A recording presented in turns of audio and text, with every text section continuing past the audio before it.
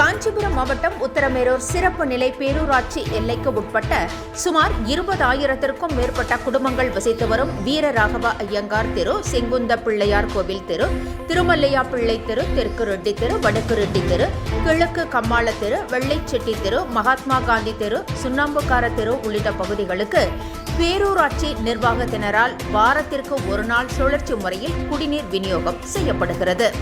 கடந்த ஒரு மாதமாக இந்த பகுதிகளில் கழிவு நீருடன் குடிநீர் கலந்து வருவதால் நகரவாசிகள் அச்சமடைந்துள்ளனர். உத்தரமேரூர் பிரதான சாலையின் இருபுறமும் சாக்கடை கழிவுநீர் வடிகால்வாய்களை முறையாக பராமரிக்காமல் உள்ளது. வீரராகவ ஐயங்கார் தெரு, செங்குந்த பிள்ளையார் கோவில் தெரு உள்ளிட்ட பகுதிகளில் சில இடங்களில் குடிநீர் குழாய் உடைக்கப்பட்டிருக்கிறது. தேங்கி நிற்கும் கழிவுநீர் இந்த குடிநீருடன் கலந்திருக்கிறது. ஆயிரக்கணக்கானோர் வசித்து வரும் குடியிருப்பு பகுதிகளிலிருந்து வெளியேறும் மழைநீர், கழிவுநீரும் பழைய வடிகால் வழியே சேர்ந்து குடியிருப்பு வீடுகளுக்கு பைப்லைன் மூலம் வருகிறது.